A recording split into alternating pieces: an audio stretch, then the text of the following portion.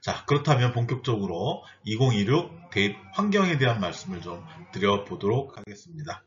자, 일단 여러분들 4년 예고자라는 거 들어보셨죠? 대입이라고 하는 것이 어느 날 뚝딱 뭐 이렇게 나오는 것이 아니고 이렇게 차곡차곡 시기별로 계획에 의해서 대입이 진행되는데요. 여러분들의 대입 시행 계획은 작년 5월 2일 날 발표가 됐습니다. 그리고 여러분들의 수시와 관련된 거는 올해 5월 달, 네, 이때 발표가 될 예정입니다. 자, 이런 식으로 발표가 될 예정이고, 자, 그러면 여러분들 작년 5월 2일 날 이제 발표된 내용을 토대로 해서 여러분들 대입의 흐름을 한번 좀 말씀드려 본다면, 네, 가운데 2026을 같이 보시면 될 겁니다. 올해 대입은 2025 전년도 대입의 기조를 유지한다. 전년 대입의 기조를 유지한다라고 하는 것은 간단히 말씀드리면 수시는 대충 한 80%, 전체 전국 평균적으로 정시는 한 20%, 그리고 수시는 학생부 위주 전형 위주로, 정시는 수능 위주 전형 위주로 이렇게 진행된다. 이렇게 보시면 될 것 같고, 학폭 사항이 이제 전년도까지는 자율 반영이었는데 올해부터는 필수 반영이다. 그리고 무전공 의대 정원이 늘어난다. 물론 의대 부분 제가 좀 이따도 말씀을 드리겠지만 의대는 조금 생각을 좀 해보셔야 될 것 같아요. 왜냐하면 의대 정원이 조정될 가능성이 있다는 점. 그러니까 작년에 늘어나기 이전으로 또 2024로 갈지 아니면 그 중간 단계로 갈지 이런 것들은 좀 상황을 봐야 되지만 어쨌든 정원이 줄어들 여지가 있다는 점을 좀 생각해 보아야 될 것 같고, 논술이 좀 늘었다. 그리고 정시에 교과를 반영한 대학이 늘었다. 이렇게 올해 대입을 말씀드릴 수 있겠습니다. 전체적으로 본다면 어쨌든 전년도 대입의 기조가 유지가 됐다. 그리고 부분적으로 변화했다.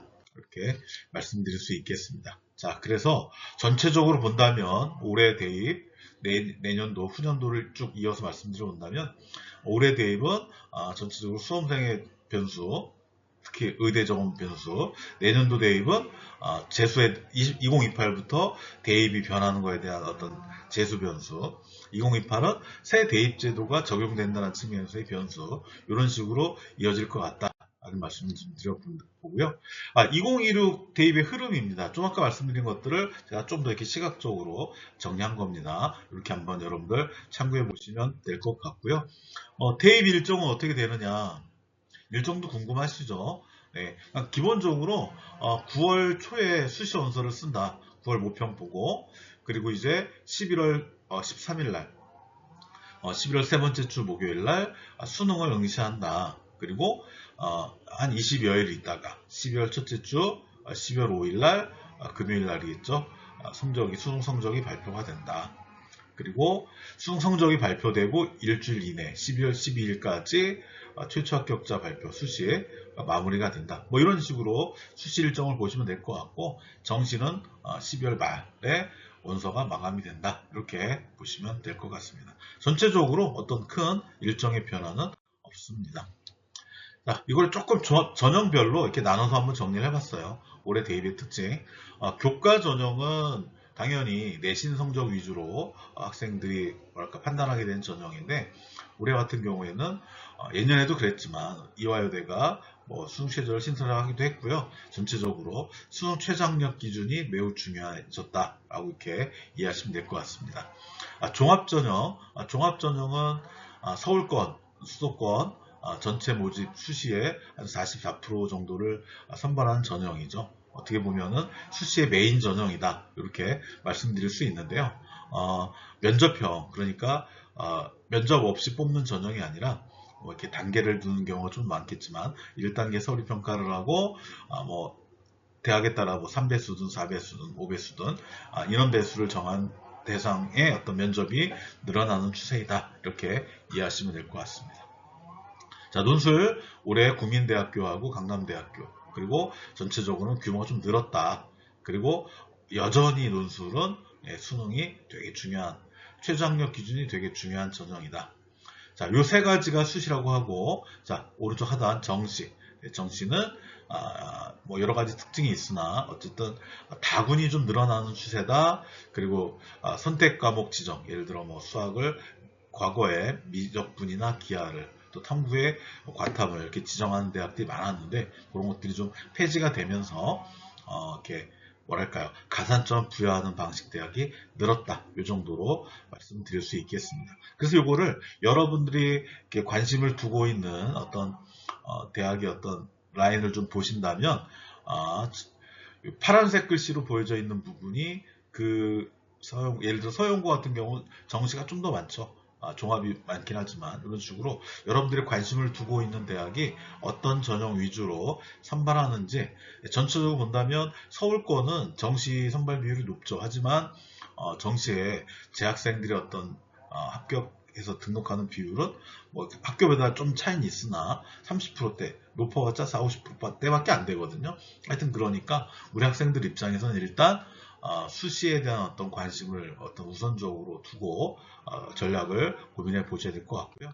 요거를 좀 이렇게 학교별로 좀 더 이렇게 인원을 적어봤습니다. 물론 서울대학교는 수시가 종합전형으로만 진행이 되죠. 그래서 대학별로 조금 전형별 모집 규모의 차이는 있으나 전체적으로 본다면 서울 주요 대학은 수시는 종합전형이다. 이렇게 이해하시면 될 것 같고 지역 대학에 비해서 서울권 대학들은 교과 전형 규모가 상대적으로 작은 편이다. 이렇게 이해하시면 될 것 같습니다. 자, 의대 모집 인원입니다. 의대는 지금 교과, 종합, 논술, 정시 다 늘었죠. 그죠? 늘었는데 이 규모가 그대로 갈지 아니면 좀 조정된 규모로 갈지는 조금 상황을 보셔야 될 것 같습니다. 그리고 이거는 이제 의학학 계열이죠. 의대, 치대, 한의대, 수의대, 약학대 그거에 따라서 정리해 놓은 건데 전체적인 인원의 규모는 의대 정원이 늘어난 것 때문에 모든 전형에서 인원의 변화가 있다. 자, 그리고 과거에 비해서 이렇게 교대, 초등교육학과, 초등 선생님에 대한 관심이 조금 선호도가 내려간 사회적 분위기는 있죠. 하여튼 그럼에도 불구하고 교대를 좀 말씀드려 보겠습니다. 교대는 종합전형 위주로 진행이 되고 그리고 교과는 한 6개 정도 대학 전체적으로 논술 전형은 없다. 그리고 1167명 정시도 생각보다는 교대가 많이 모집을 한다. 지난주에 이제 그 교대에 합격한 학생들의 얘기를 들어보니까 과거에 비해서는 좀 이렇게 선호도가 좀 내려가는 어떤 사회적 추세가 반영이 돼서인지 조금 합격선이 끝선 전화 받은 친구들 말씀 들어본다면 조금 내려간 듯한 그런 분위기였습니다. 자, 그리고 여러분들 뭐 그럴 일 없겠지만 이 페이지도 잘 살펴봐야 될 것 같습니다. 올해부터 학교폭력 가해 학생에 대한 지원을 자격을 제한하는 그런 대학들이 늘었습니다. 아까 제가 서두에 학교폭력 반영이 필수됐다 이렇게 말씀드렸죠. 요거는 참고하시면 될 것 같습니다. 자, 이런 상황 속에서 올해 대입의 이슈는 뭐냐 여러 가지가 있겠죠. 일단 기본적으로 수험생 입장에서는 학업 역량을 갖추는 게 제일 우선적이겠으나 특징적인 것들을 아까 설명드렸고 이슈를 말씀드려 본다면 일단 수능 최저에 대한 관심을 여러분들이 가져야 된다. 아무리 교과 성적이 학생부가 물론 학생부 종합전형이야 전형상 최저가 없는 경우도 있겠으나 있는 전형의 경우에는 수능 최저를 충족해야만 합격할 수 있다라는 거. 이화여대 교과 전형입니다. 이하보, 경희대 종합전형 네오르네상스의 의치한약, 삼합사 이런 거 살펴보실 것 같고요. 자, 그 다음에 학생부의 반영이 늘어났다. 학생부 반영 밑에 보니까 제가 교과 전형 정성평가 이런 말을 적었죠.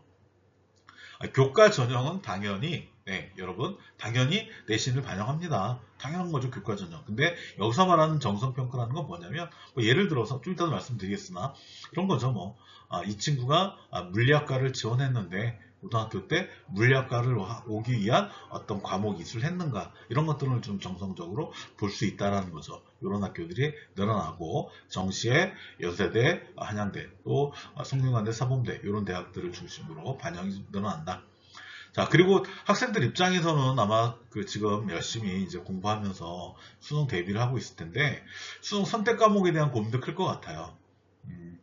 예를 들어서 서울대학교를 가기 위해서는 자연계열의 경우에는 수학 미적분기하 또는 과탐을 이렇게 어떻게 보면 필수로 해야 되는데 연세대학교와 고려대학교, 특히 연세대학교는 작년에, 고려대학교는 올해 자연계열 탐구도 풀렸거든요. 하여튼 그래서 요 선택 과목이 풀렸다라고 하는 부분에 대해서도 우리가 한 번 더 자세하게 말씀을 드릴 거고요. 무전공도 점차 늘어나는 추세이다. 이렇게 보시면 되겠습니다. 자, 이슈를 제가 한번 이렇게 나눠서 말씀을 드려보겠습니다. 첫 번째 이슈, 수능 최장력 기준입니다. 자, 그래서 밑에 거 2025는 전년도에, 위에 거 2016은 올해 수능 최장력 기준이 적용되는 부분을 정리한 겁니다. 자, 그래서 경희대학교 의치한약 3합사, 이화여대 고교 추천, 교과 전형이죠. 이하보, 한양대학교 논술 3합체 이런 것들이 새롭게 생겼다. 그러니까 확대라고 하는 거는 없던 게 생겼다 이렇게 의미를 이해하시면 될 것 같아요. 그러니까 이런 전형의 경우에는 최저가 생겼기 때문에 전년도보다는 합격선이 좀 영향을 받을 수도 있겠죠. 그러니까 최저가 이렇게 생기면 어쨌든 합격선이 조금 내려갈 수 있는 여지도 있긴 있는데 그거야 어쨌든 입시의 어떤 흐름 속에서 결정되는 부분이니까 상황을 좀 봐야겠습니다. 자, 그래서 좀 아까 부분은 확대, 신설 측면의 이야기고요. 지금 화면에 보여지는 것은 변경입니다. 변경. 그러니까 2025에 오른쪽에 예를 들어 고려대학교 학교 추천이 탐구 2과목 기준이었는데 2026에는 한 과목 기준으로 바뀌었다. 자, 고려대학교가 전형별로 어떤 수능 최저의 변화가 좀 있는 편이죠. 네, 그 내용을 좀 잘 살펴보시고요. 작년에 고려대학교 경영대학의 논술이 최저가 4.5였거든요. 약간 많이 좀 높은 편이었죠. 네, 4.8로 조정이 됐다. 이렇게 보시면 될 것 같습니다. 자, 서울시립대 3합7에 3합8로, 숙명여대 숭실대 2합5에서 2합6으로 이렇게 조정됐다라는 거. 여러분들 어쨌든 수능 최저가 전년도에 비해서 완화되는 추세인 건 맞으나 수능 최저가 충족이 되지 않을 경우에는 어쨌든 무조건 불합격 처리된다는 점 명심하면서 수능 공부도 열심히 해야 될 거예요. 물론 지금 화면에 보여지는 대학처럼 수능 최저를 적용하지 않는 대학들도 있습니다.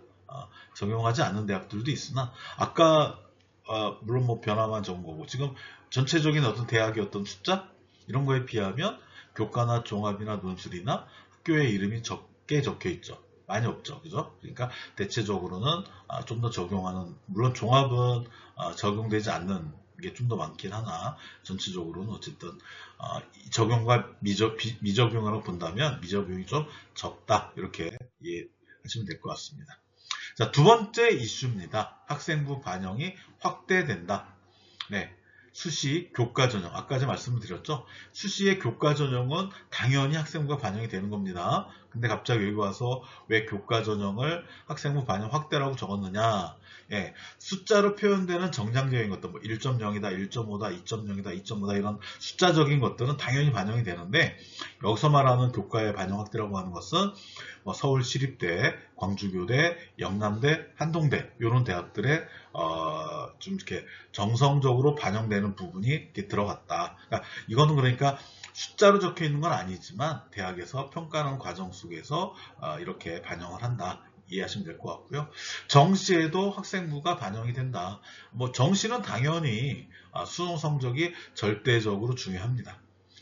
수능을 잘 본 친구들이 합격 가능성이 당연히 높을 수밖에 없는 전형이죠. 그래서 당연히 나는 정시에 갈 거기 때문에 내신 공부를 적당히 할 거야. 뭐 이렇게 생각하는 친구들도 있긴 있겠으나 이제 좀 더 여러분들이 원하는 그런 대학에 가기 위해서는 2학기까지도 성실하게 잘 공부를 해야 된다. 그래서 2023 정시에 서울대학, 2024 정시에 고려대학, 올해 2026에 연세대, 성균관대, 사범대, 한양대가 학생부를 반영한다는 거. 물론 이렇게 대학에 따라 조금씩 실제 영향력이라고 하는 것은 좀 다를 수도 있겠습니다.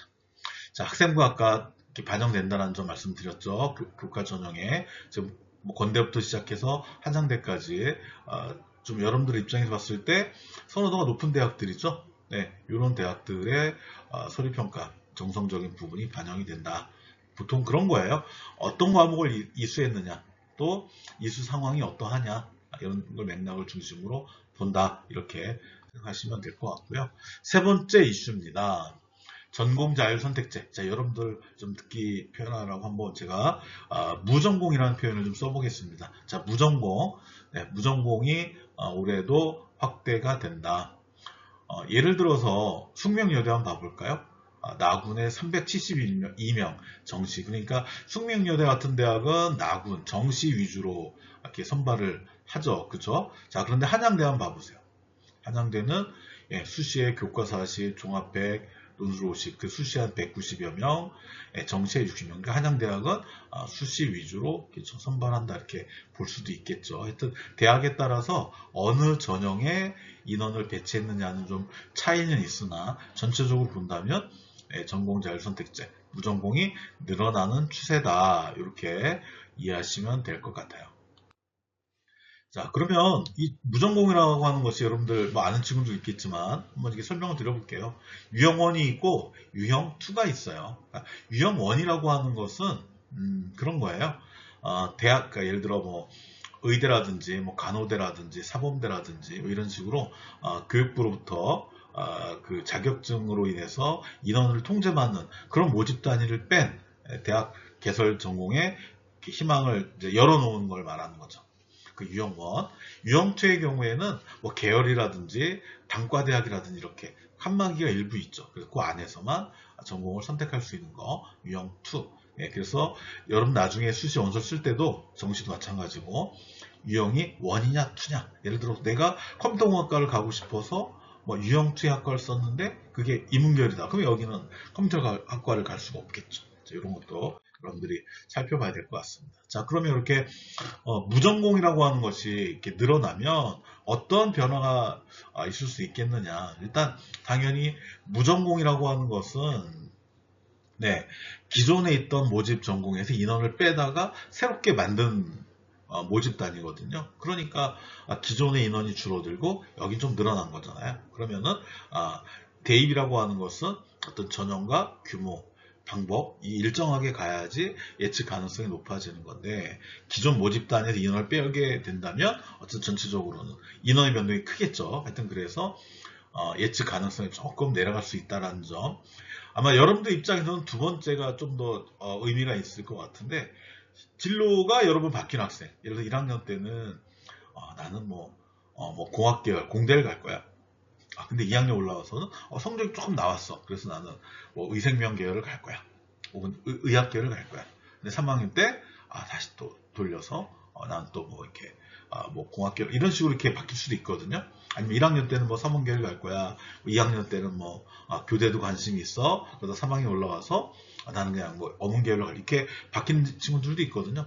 그런 친구들은 이런 어떤 무전공 제도가 기회가 될 수도 있고요. 그리고 진로가 불확실한 학생. 이건 뭐냐면 특정 전공을 이렇게 가기보다는 다방면에 걸쳐서 많은 관심을 갖고 있는 친구들을 말하는 겁니다. 자, 그런 친구들한테는 기회가 될 수도 있다. 자, 그래서 교과 전형의 경우, 종합 전형의 경우, 논술 전형의 경우 이런 어떤 제도 변화에 따라 좀씩 변화는 있는데 교과의 경우에는 이게 인원의 어떤 학과보다는 자유전공 인원이 많을 가능성이 있으니까 인원 변수와 성적 산출 변수 예를 들어서 인문 쪽이 국영수사를 반영하는 국수영사를 반영하느냐 국수영사과를 반영하느냐 이런 사과다. 자, 그리고 종합전형의 경우에는 학과 모집 단위에 비해서 무전공 모집 단위의 경우에는 상대적으로 자기 주도 역량을 조금 의미 있게 보는 경향이 있다. 하여튼 이런 식으로 무전공에 따른 변화가 일부 예상이 됐다. 이렇게 보시면 될 것 같고요. 마지막 네 번째 이제 이슈입니다. 수능 선택 과목. 일단 지금 제가 화면에 색칠해 놓은 부분 보실래요? 국민대, 숭실대, 연세대, 성신여대. 이 부분들은 특히 국민대, 숭실대, 연세대는 수시에만 이렇게 선택 과목이 지정이 되어 있어요.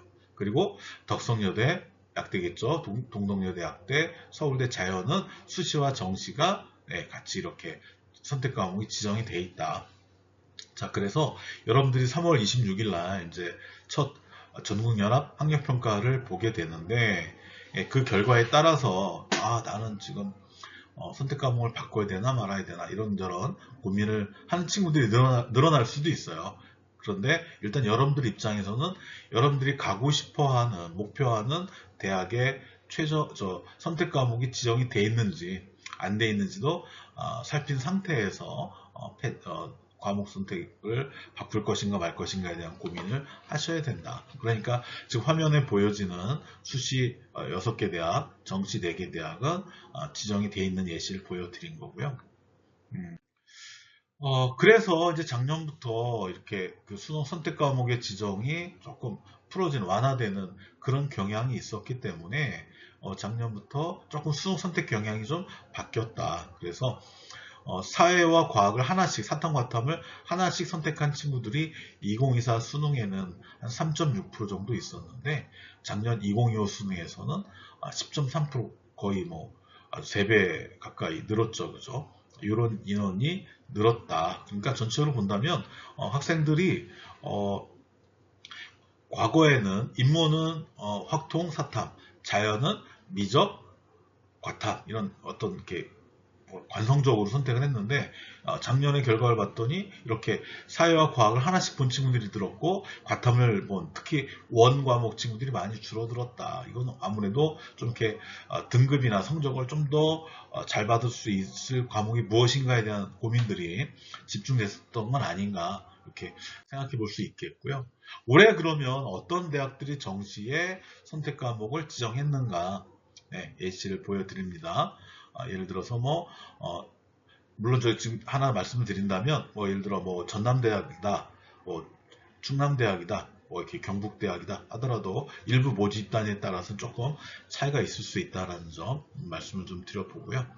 어쨌든 전체적으로 본다면 과거에 비해서는 선택 과목이 지정되어 있는 대학들이 좀 줄어들었다 이렇게 이해하시면 될 것 같고 상대적으로는 의학학 계열 쪽이 여전히 조금 더 선택 과목이 지정되는 비율이 좀 높은 편이다. 그 정도 말씀을 드려보겠고요. 자, 이건 이렇게 지정이 풀리면 어떤 일이 벌어지느냐.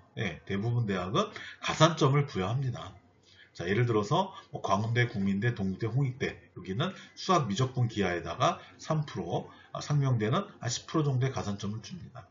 그래서 3%가 유리하냐 10%가 유리하냐 이건 자기 성적대에 따라서 달라질 수가 있겠죠. 하여튼 그래서 무조건 미적분만 보는 대학 아까 서울대 같은 대학 기하도 포함되고 그런 대학이 있긴 있으나 본인들의 어떤 선택 과목에 대한 어떤 대응 능력에 따라서 과목을 조금 더 융통성 있게 판단해 볼 수도 있다. 자, 이 부분은 탐구입니다. 학교일이 좀 많이 늘었네요. 탐구는 보통 한 3%에서 5%, 7%, 10%좀 대학에 따라서 반영 비율이 차이가 좀 큰데 보통 한 3% 정도면은 실질적인 어떤 영향이 큰 편은 아니에요. 예를 들어 변표 기준으로 한 60점대라고 친다면은 65점이다. 60점 계산하기 좋게 그러면은 한 2점대 정도밖에 안 되거든요. 그럼에도 불구하고 일단은 가산점이 몇 프로냐 보다는 본인들이 조금 더 선택했을 때 잘 볼 수 있는 과목은 무엇이냐라는 관점에서 고민을 해보시면 좋을 것 같습니다.